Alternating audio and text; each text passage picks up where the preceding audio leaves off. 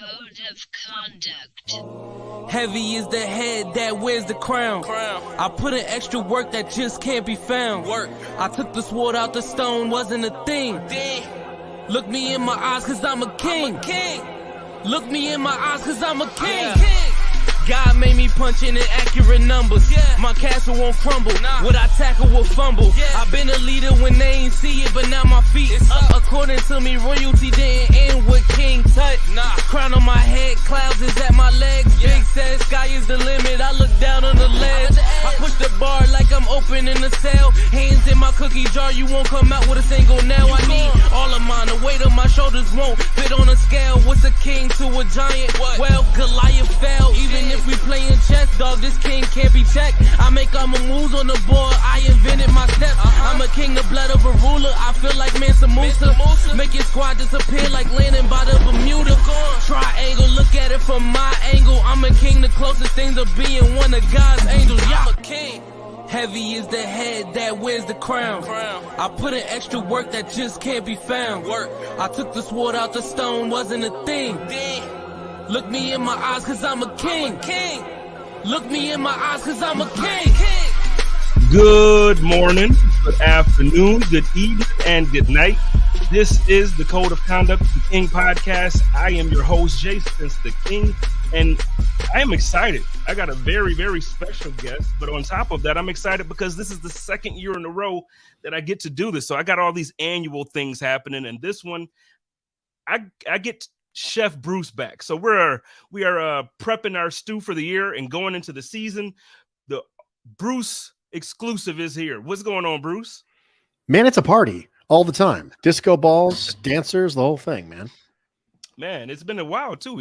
I feel like we used to do this a lot more, but then you kind of, unfortunately, you pushed me into more of a leadership role, and you took a little bit of a step back. How's that been going?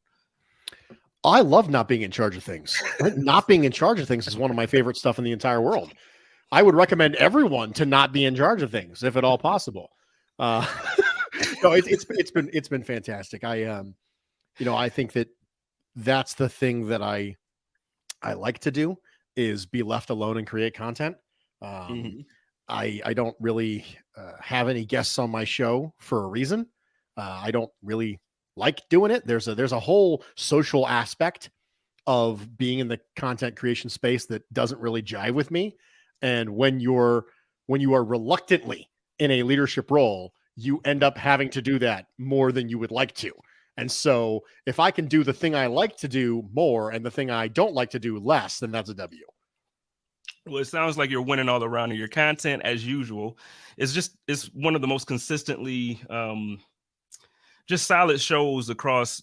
I think Buffalo as a market, I don't want to just say Buffalo Rumblings, but I think Buffalo as a market, we have great content creators. We have some great people out there that gives good information. I think about you. I think about Joe Marino. I think about, Pat Moran. I think about Joe, a bunch of people, but yours to me is always at the top of it. And I get excited when I get to have you on. And today we're going to start I don't know if I should call it a series because it's not. It's just I get you for 2 weeks, but we're going to talk about heading into the season, the top at certain positions. And I think personally, the two most important positions for a franchise.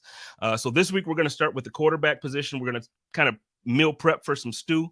And then next week, we're going to talk about the NFL coaches. So the top coaches in the NFL and how you came to the conclusion that you did. So let's start here with the quarterback list.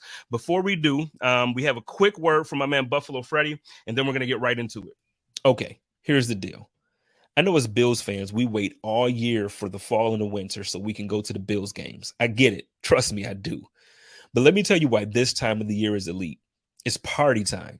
And we're going to party for so many reasons, whether it's a graduation party, a birthday party, family reunion, or just because it's Saturday and the weather's perfect. Here's the thing. My guy, Buffalo Freddy, has everything you need to make your party the best party of the year. We have everything from chairs and tables to premium tents, water slides, wet and dry bounce houses, and so much more. And that's not all. The best barbecue catering in Western New York has you covered, whether it's a small party or a corporate gathering. Buffalo Freddy Barbecue Catering makes everything easy for you. Rentals and bookings available now at www.buffalofreddy.com or you can call 716-4-FREDDY. That's 716-437-3339. Remember, for all your party rental needs, just call 4-FREDDY. All right, so make sure you all party it up for the rest of the summer because the season is coming, and now we are back. So Bruce, I know we don't have stew quite yet. We're meal prepping for it because, you know, the things that you use for stew. If you want to explain first, you know, for those who aren't familiar, which everybody should be, but if you want to explain how you prepare your stew, but then now for this time of year, because we don't have all the statistics and we don't have the rankings and all those other things that you normally use, how do you prepare your list at this point? And then we'll jump right into it.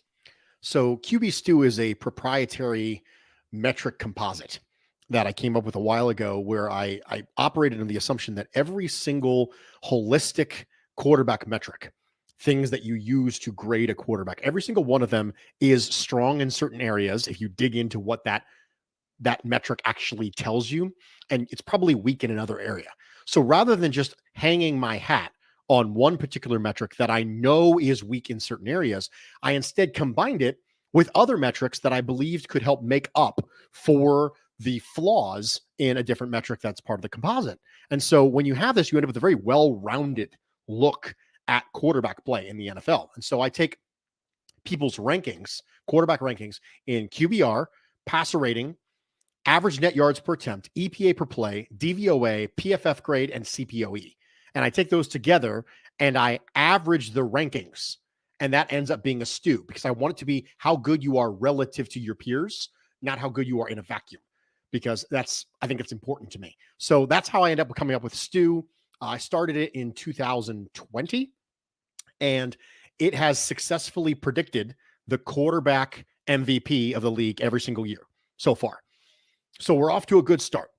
The way that I come up with rankings based on that is twofold. Number one, I like to go out of my way to say that rankings are terrible. I hate doing them, and I'm mad at you for making me do them. So let's start with that. I am a tiering guy.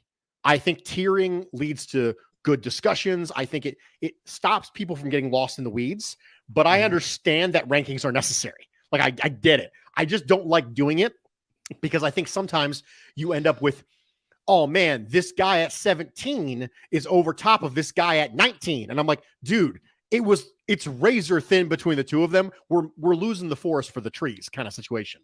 And so I hate rankings. So let's start with that. The second thing is I start with stew. I start with the stew from the previous year and I adjust for two things: situation and sample size. Those are the things that can cause you, oh, well, how come Bob Smith was number 5 in your QB stew, but he's number 12 in your quarterback rankings? The answer is I adjusted for situation and sample size. Now, QB stew is a very objective way of looking at that, but situation and sample size are very subjective ways of looking at it. So if you look at my stew list from last year and the rankings, they will not line up one-to-one with my rankings because I am injecting my own personal biases into this list when it comes to situation and sample size. My interpretation of the situation, my interpretation of the sample size. The third thing that I want to preface this with is that this is not a projection. If it was, rookies would be in a different place. And this is a snapshot of where I believe the quarterbacks to be at this exact moment. That's it. And people get really upset because what they want you to do is they want you to project things so that they can then yell at you when those things don't happen. They enjoy the prognostication because with the prognostication comes all of the criticism. And they get mad at me when I don't prognosticate because that's not what I'm doing. I'm saying, here's where I believe the quarterbacks are at this exact moment. That's it. I am not projecting MVP in the future. It is simply a snapshot of where I believe them to be right now. So with all those things prefaced, those are the things we need to talk about before we dive in. Okay. So, well, where do you want to start with those things to talk about then? Well, I mean, I think they're going to come up individually as we do the rankings. Okay. Like as we go through the rankings, there will be explanation of, hey, this guy's here because of situation sample size. This guy's here because of situation sample size, and so on and so forth. So I feel like as we go through the rankings, those factors are going to naturally come up, especially when we get to things like the rookies or the second-year players like Kenny Pickett or Desmond Ridder, things like that. Okay. Well, I'll tell you what, let's jump right into it. Let's pull up the bottom, I don't want to say bottom half, but the bottom of your list, and then we'll get into the top 8 separately. So I'll read it down pretty quickly here, and then we'll kind of just let you jump in where you feel you need to jump in. So at the bottom of the list so far, we have rookie Richardson. I feel that's fair. I mean, he hasn't played a snap in the league. So, and I know there are other rookies ranked higher, but we got Richardson, then Howell, we got Love, Stroud, Young, and Ritter. Then Mayfield, for those watching by podcast form, I mean by vidcast, you can see that I actually said here. I think I kind of disagree with Bruce. I normally agree with him on mostly everything because he has sound reasoning that I can't disagree with. But on this, I just think Mayfield is number 32. But we'll move on from there, and we'll let Bruce yell at me about that later. But then we go Pickett, Watson. This Jones is going to be Mac Jones, and then we got Fields, Tannehill, Brock Purdy, Daniel Jones. Russell Wilson fell from grace, man. Can we stop here for a moment? And before we get into everything else, I know there's several reasons as to why he's here, and I know most of it is based on his play from last year. You don't see him possibly, and I know you said this isn't a projection, but you don't see him making a jump this year to kind of get back to who we know as Russell Wilson? I do. I think it's pretty optimistic to say that he's going to stay here. Like, you'd have to really believe strongly that he's, going to be bad for a meaningful amount of time. But Russell Wilson is in a really, really unique crossroads at his career because Sean Payton doesn't necessarily owe him anything. I think that Russell Wilson's tenure is it's on edge right now as an upper echelon starting quarterback. The idea that he could be Russell Wilson in the name that he is hanging on, because Sean Payton, if you look at Sean Payton's contract and what they gave up to get him and everything, you think to yourself, Sean Payton's probably going to outlast Russell Wilson by a meaningful amount of time in Denver. And so if you look at his contract, you can't really get rid of him right now. And you might not even want to get rid of him in 2024. It might be 2025 before you get rid of Russell Wilson. But the things that Russell Wilson has done well, the things that he has historically done great, is he's made plays on the move. And as you get older, that stuff starts to project down for you. And if you look at Sean Payton and the success he had with, Drew Brees, very, very, very immobile quarterback, all things considered. So you can't just say, well, look what he did with Drew Brees, because throwing from the pocket with 5-step drops where you're carrying up through the pocket and you're doing things like that and you're making intermediate throws, Drew Brees and Russell Wilson are very, very, very different quarterbacks. I know people are like, well, look what he did with Drew Brees, and they go height. That's what they think. Oh, height. They're both not tall. They couldn't possibly be very different quarterbacks. And so when I look at Russell Wilson, I think this was a bad year, but there's a reasonable chance that even if he bounces back, he doesn't bounce back to Russell Wilson. He bounces back to spots where he's the 15th or the 16th best quarterback. So when I look at Russell Wilson, I think, okay, what's the upside? I don't think the upside for Russell Wilson is reasonably he's a top 7 quarterback again. I would be surprised. I would be really surprised if Russell Wilson ended up being that kind of player this year. Would I be surprised if he got better? No, I'd be surprised if he didn't get better.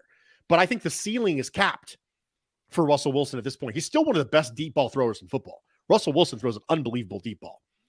But it's just, I don't think that ceiling is there for Russell Wilson. So even though I am expecting a bounce back, I just don't know how significant the bounce back is going to be. Okay. All right. That's fair.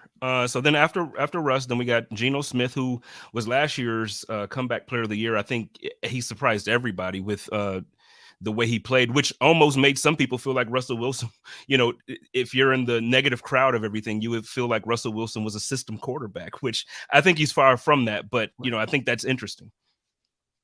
I agree with you. This is where the sample size stuff starts to come into play. The sample size stuff starts to come into play with Geno Smith, because Geno Smith was a revelation last year. He was 6th in my Stu rankings. He was awesome.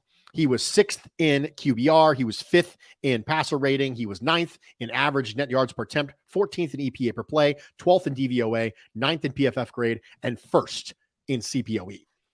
But again, we have a lot of sample size on Geno Smith not being a high-level NFL quarterback. We have 1 year of him being a really good NFL quarterback, and that's the reason why it brings him down.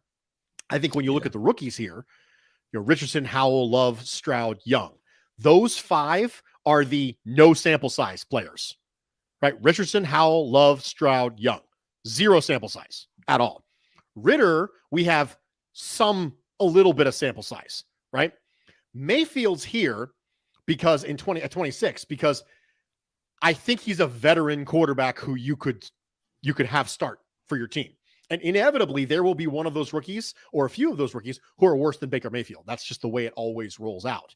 But that's the reason why you have all the rookies and 0 sample size people like Love, Howell, Rich. I mean, these are people who have started really, really small amount of games, like 1 or 2 games in their entire career, or 0 in the case of the rookies.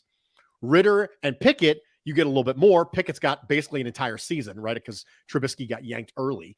And that's the reason why you start to see some of these adjustments for sample size. So Geno Smith's sample size adjustment is the same in the sense that it applies to the rookies too, right? I have 0 sample size of any play with the rookies. I have basically no sample size with Howell and Love.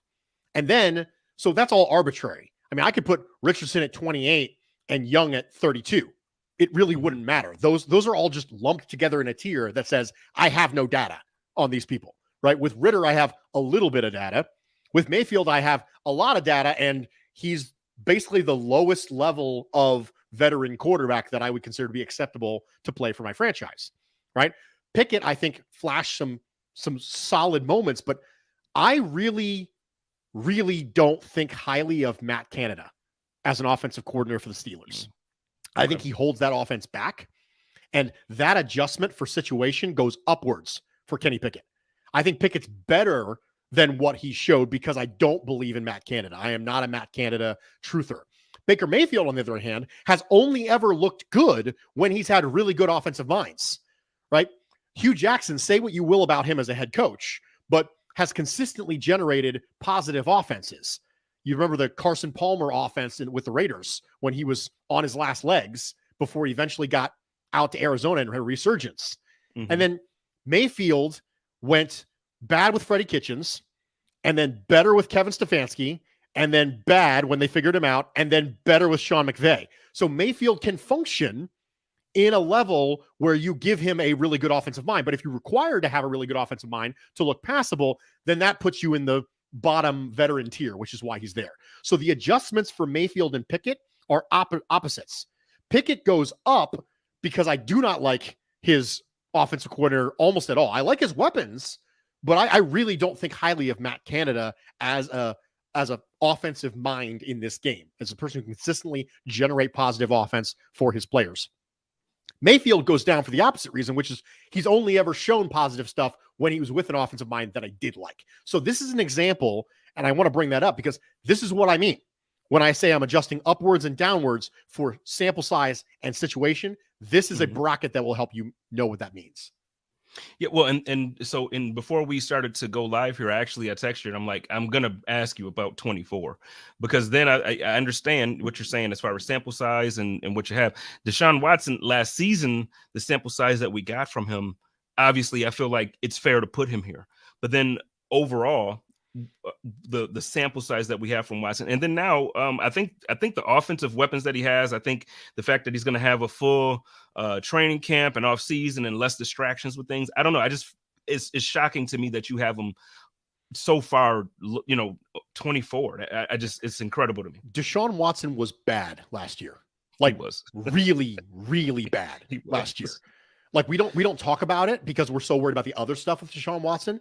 When Deshaun Watson came on board, he was bad, really bad. And not only in efficiency, but there was some concerning leading indicators. Deshaun Watson was second in the NFL in average time to throw, and which is fine. Okay. So holding the ball for a long time is fine, but historically ADOT correlates with time to throw. So the longer you hold the ball, the farther you throw it. Historically, that's been the case.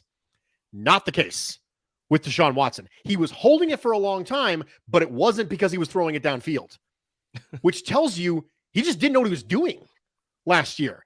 And so when you're out of the NFL and you're not playing meaningful sample size games for a year and a half, it will be 2 full seasons and 2.5 years since we last saw Deshaun Watson play well. That's a long, long time. Think about it this way. Let's assume Deshaun Watson never gets suspended. Okay. He never has any of this stuff. If you had a different quarterback and you say, well, it's been 2.5 years since we've seen him play well, that would be really concerning to you. Now, we haven't seen him play bad for 2.5 years because we haven't seen him. But the last time we did see him, it was bad. It was markedly bad. And so, like you said, I think there's an opportunity for a bounce back here. I think it's easy to project this. I think Wilson and Watson being where they are is a great example of how these are not projections, because I do think Watson will be better. And I think that the weapons, like you talked about, I'm a big Elijah Moore fan. I think Elijah Moore is a really good player. Amari Cooper had maybe his best year last year. I think he's a really good player. And with Nick Chubb and the offensive line, I think Kevin Stefanski is a good offensive mind. I think it's very easy to project him to be better. Another thing that I wanted to, because we stopped around Jimmy G and Geno, another thing that I wanted to talk about was Jared Goff. You kind of got him in the middle of the pack here, and then Tua. And that's surprising to me because a lot of people, most people, at least that you talk to around the league and not just Miami fans, they seem to put Tua in the top 10 depending on health. And last season, when he was healthy, he had some of the best metrics. I believe he was pretty much top 4, top 3 on your stew for most of the season. Early on, he was one in some metrics. Yeah, Tua was unbelievable last year. He was incredible last year. Tua was fantastic. Hello? The reason why Tua is where Tua is because of the 2 S's we talked about: situation and sample size. The sample size for Tua isn't even a full year of greatness. It's less than a full year, because not only did he miss time due to an injury, it's also he didn't play really well toward the back half of last year. Tua was brilliant for a good chunk of last year. And then he got hurt, and then he wasn't very good, and then he got hurt. So when I look at Tua, he is the king of this issue when it comes to sample size. I spent the majority of my time last year talking about Tua, defending Tua against Bills fans who said he was terrible. Tua was a revelation last year, but the sample size is incredibly small with Tua. It's not even a year. It's less than a year. It's markedly less than a year for Tua. And so that's the reason why he's here, because it's sample size. It's not about how good he was. It's about how long he was that good. Excellence is how good you are multiplied by how long you are that good. And there just isn't. Also, I have incredible respect. I think Mike McDaniel is a really good offensive designer, and I think that the Miami Dolphins had the best wide receiver duo in the NFL last year. I think it's better than Cincinnati's. I think it's better than San Francisco's. I think it's better than Philadelphia's. I think Tyreek Hill and Jalen Waddle were the best wide receivers in football last year. And so when you combine what I just said with what I told you at the very beginning, which is people are adjusted for 2 things: situation and sample size.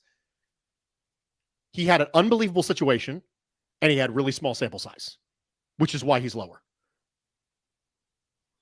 And then again, I throw on that one part on there about health. And I know typically anybody can get injured, but with some people, it seems like they're less, it seems like they're less able to stay healthy on a consistent basis. And that's Tua. If he was healthy, man, I think I would be a little more nervous. I'm not nervous, but I would be a little nervous about the Dolphins as a team in the division if Tua was healthy all year. I don't think Mike White, if White ends up playing or whoever's going to end up being the backup there, I'm not too concerned about how far they make it, in the playoffs or whatever. I think Tua has to be healthy for that to work down there. I completely understand that. I think that Tua's health is going to be a huge pivot point for the Dolphins this year. I think the fact that he's openly admitted that he, kind of had talking over his family. There was some retirement discussion as well after the concussions. I hope he plays well. I like Tua. I think Tua is from all accounts, Tua is a genuinely decent person, and we could use more of them in the league. And so I'll be rooting for him. And I think that if you see another season in totality this year, the way you saw it last year, I think Tua ends up being top 5, top 6 next year. I mean, that's what we're talking about. Because I said situation and sample size, and really, really small sample size with Tua, but he was brilliant overall last year. It just kind of came in a flash. It was a flash of brilliance for Tua, and then it was injury and then ineffectiveness. And so it's just really, really small when it comes to that kind of thing. Okay. And then, so right after Tua at 13, we got Kyler Murray, who, now this is one I'm going to honestly, now I know I joked a bit about Baker, I'm just tough on Baker, but this one, after being out here in Phoenix, now I'm out here, it's been 3 years. I've had season tickets for 2. I've seen him in person. So I think for me, I'm not questioning you, but I think speak from Bills fans. I think I've seen a lot more of Kyler Murray than the average Bills fan. I don't agree with this. I think Kyler Murray is probably even as a healthy quarterback, when I've seen him with Deshaun Watson healthy, when I've seen him with Hollywood Brown, and I've seen him with, Rondale Moore and all of these weapons that at least they think they have out here. He's very inaccurate. He's good scrambling. He can extend plays very well. But I don't know. He's not the guy that I thought he was when he came out of college. Why would, like, for instance, and I know you explained Watson, you explained, Pickett and Wilson, but I think personally, you got Murray way too high.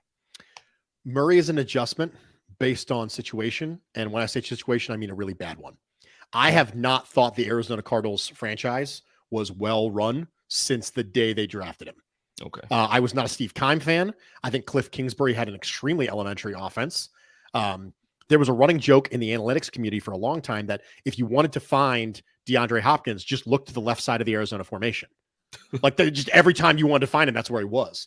I think that Murray and DeAndre Hopkins were succeeding in spite of Keim and Kingsbury, not because of them.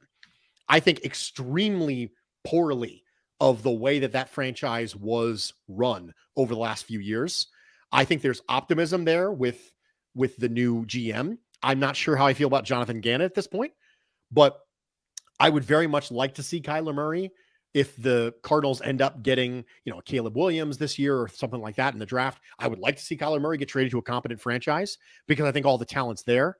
I think that this is a major adjustment. This is the same way that Pickett gets adjusted up because of the way that I feel about Matt Canada. Murray gets adjusted up because of the way I feel about the Cardinals franchise in general. I think that it was a fairly significant dumpster fire over the last couple of years. And I think that has an opportunity to change, but I don't know if Murray's going to be around to see it.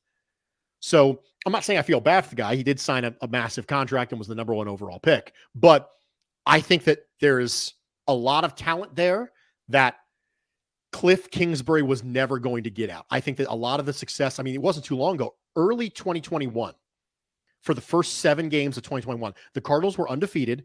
Kyler Murray was an MVP candidate.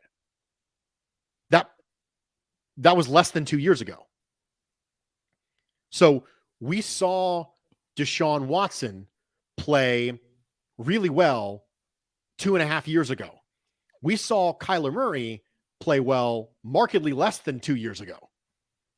And like I said, was an MVP candidate, was at the top. We're talking about Aaron Rodgers and Kyler Murray were early 2021 MVP favorites, and we just forgot all about it. And I think part of it is because with an offense like Kingsbury, you were never going to sustain that.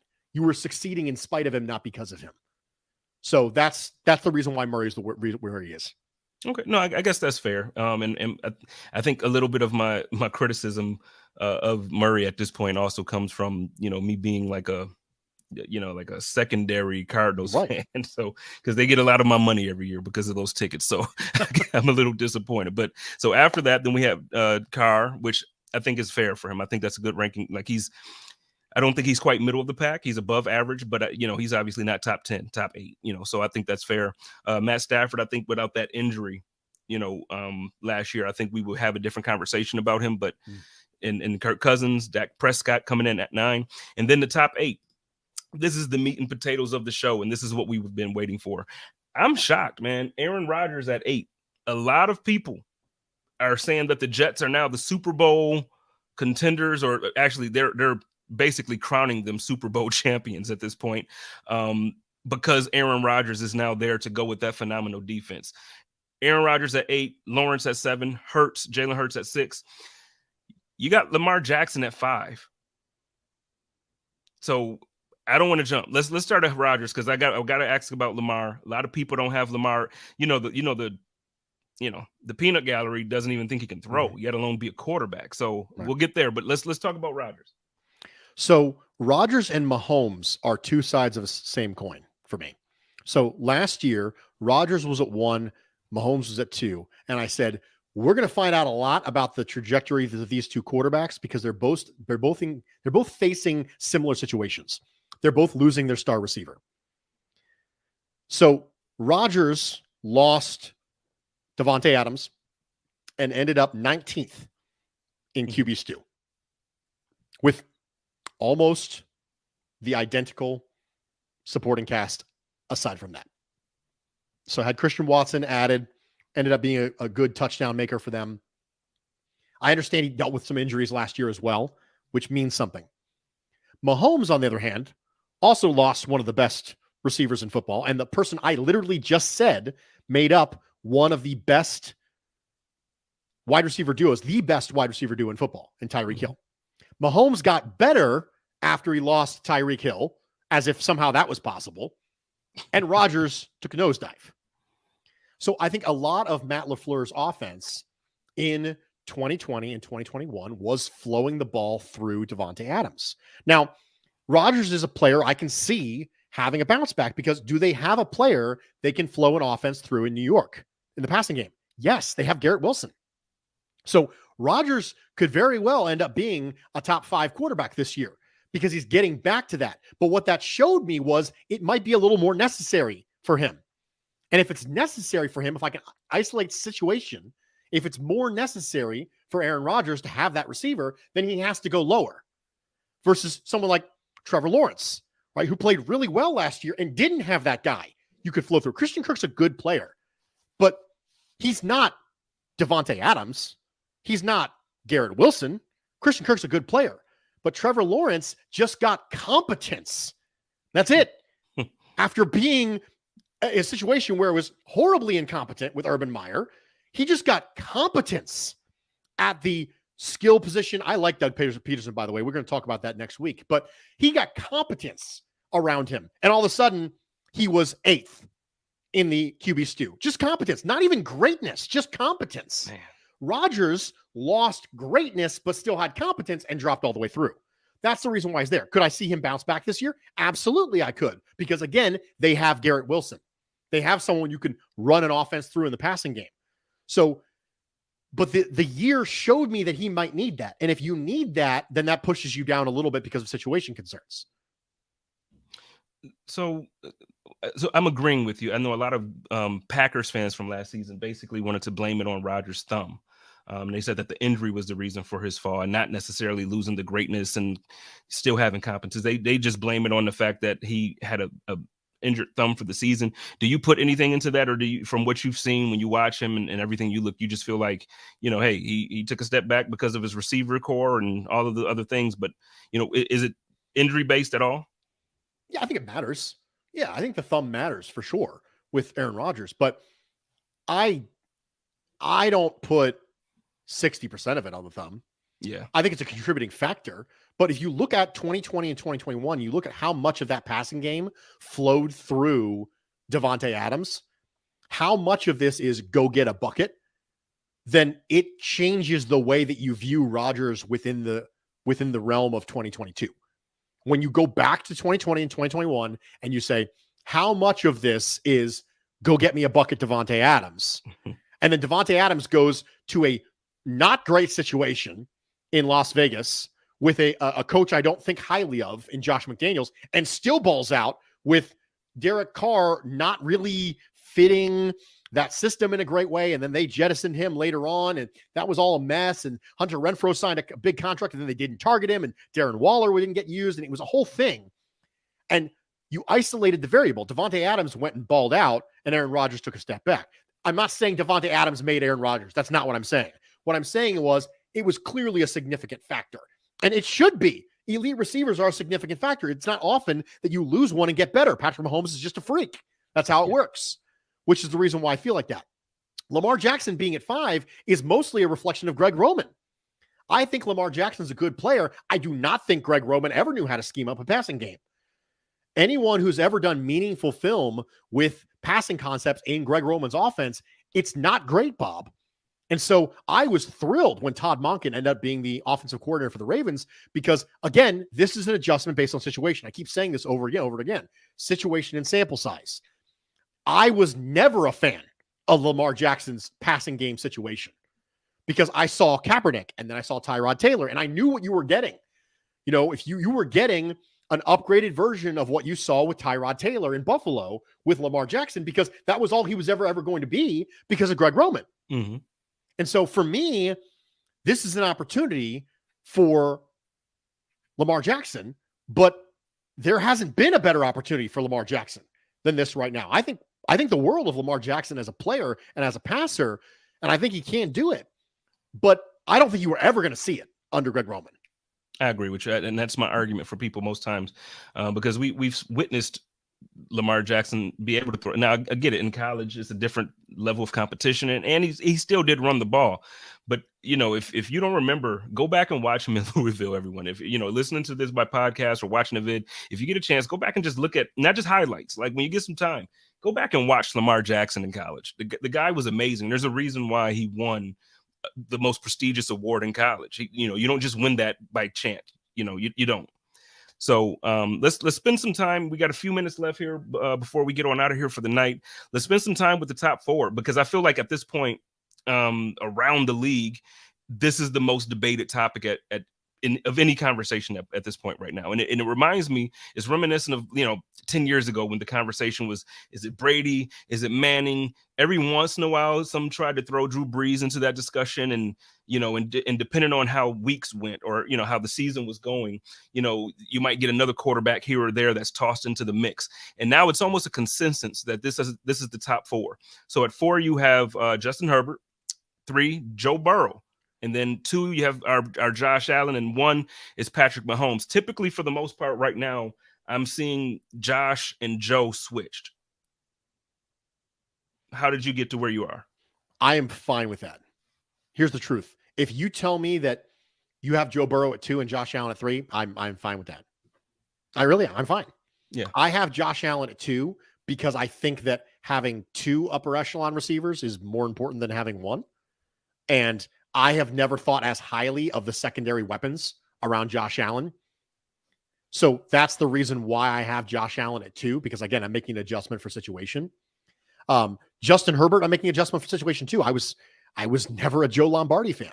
If you'll notice, there's a theme through a lot of this stuff. I think a lot of quarterbacks who would otherwise be good are held back by offensive coordinators that I don't love. Joe Lombardi, I swear, the first time Chargers fans see Justin Herbert throw a 23-yard pass, they're going to go, "What is that?"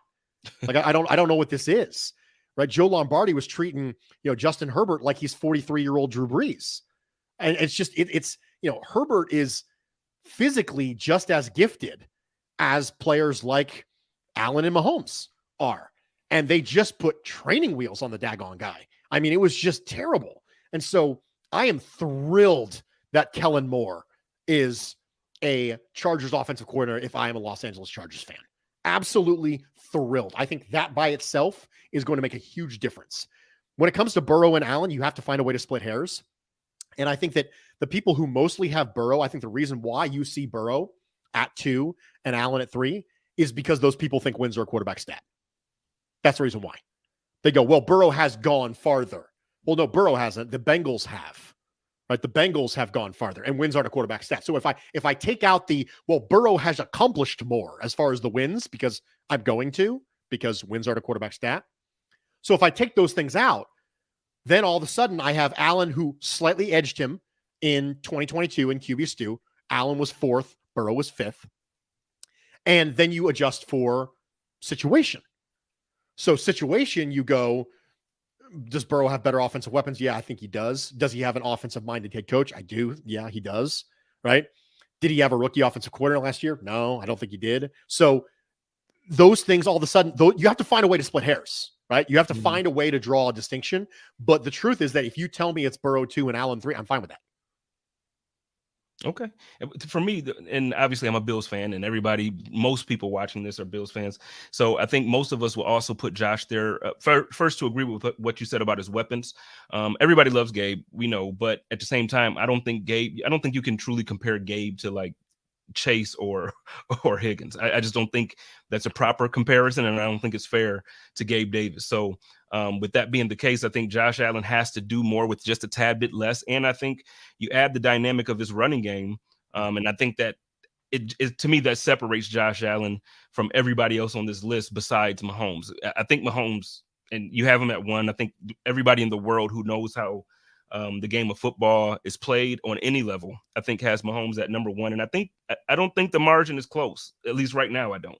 No, I agree with you. I actually, when I was thinking about tiering, I said, well, I should just put the first tier just to say Mahomes on the first tier. Yeah. I mean, Patrick Mahomes lost a unquestionable top 5 receiver in football and somehow performed better in 2022 than he did in 2021. I mean, it's just absolutely astounding. Now, I also think highly of Andy Reid. I've always thought highly of Andy Reid, but I'm really getting tired of people just finding reasons to say that Mahomes isn't as good as he should be. The fact of the matter is, sample size, he's been one of the best players on the planet since he took his first snap. And the man has had less than 5 bad games in his entire career. It can't be Andy Reid. It can't just be him. Because if it was, Alex Smith would have that when he was with Andy Reid. It can't just be Tyreek Hill because Tyreek Hill's gone. It can't just be Travis Kelce. Because guess what? The second player on this list has 1 elite weapon and then a bunch of okay guys, which is Josh Allen. Patrick Mahomes had 1 elite weapon and then a bunch of okay guys last year. But he was first in QBR, second in passer rating, second in average net yards per attempt, first in EPA per play, third in DVOA, second in PFF grade, second in CPOE. Historically, with Patrick Mahomes, one of the interesting things about him when he had Tyreek Hill is Tyreek Hill would get so wide open down the field deep that it actually dropped Patrick Mahomes' CPOE, his completion percentage over expectation, way down. So Patrick Mahomes would be like first, third, fourth, second, third, sixth, 21st. Right. If you read this thing. And the reason that is because Tyreek Hill was always so unbelievably wide open. It was like throwing a punt to him. And now all of a sudden, he's not there. And Patrick Mahomes, CPOE goes to second. I don't think there's an argument that can be made. And I think it's kind of embarrassing when you see people start to make the argument that Mahomes isn't really elite. He isn't on pace to being one of the best quarterbacks in history of football because before it was Tyreek Hill. Before it was, he's got Tyreek Hill and Travis Kelce and then he lost Tyreek Hill. Now what are the excuses, right? Patrick Mahomes is the best football player on the planet. That's just the way it is. And I don't see why we have to try to make that not be the case because we really love the guy who's at number 2. I guess I haven't heard, at least recently, anybody say anything like that about Patrick Mahomes, like him not being on, I don't know. I just think, when you look at, even just look at numbers, and I know I hate to be the numbers guy, but just look at numbers. There's no way you can't say he's not on par for being one of the best, if not the greatest by the end of his career. And then you just watch him. Don't even look at stats now. Just look at the eye test. And the guy is incredible. He consistently makes plays regardless of who he's throwing to. He consistently, I don't know, he just makes throws that, I get it now, it seems like it's so routine that it's almost like we get mad at Chris Collingsworth when he's, gushing over but you know why he's gushing over Patrick Mahomes is because this isn't common.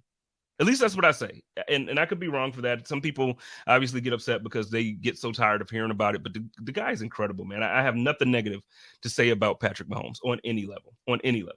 When I posted the thinking about making the first tier in my quarterback tiers just called Mahomes, I actually got pushback from that meaningfully. And someone said, well, maybe, he's probably the best in the league. Like, come on, man. Like that's what I'm talking about. Well, I mean, I just don't think he's head and shoulders above the other. I don't think there's a big gap between, like, the man has less than one hand worth of bad games in his entire career. He's the model of consistency. He's been good almost every single time he's ever touched the ball. Like, do you understand how rare this is? I mean, slump games just are very uncommon. You know, we accept it. We have an elite quarterback, and when Josh Allen has a bad game or a less effective game, I always say, well, you know, 3 games is a sample size, right? 3 games is a slump. 3 games is a trend. Patrick Mahomes has had like 1 trend in his entire career of being not great. He had this weird slump in the middle of, I think it was 2021. There was a weird slump in the middle of 2021, and that was basically it. And he's been almost elite or better than elite every single time he's rolled out there since then. I don't get it, but okay.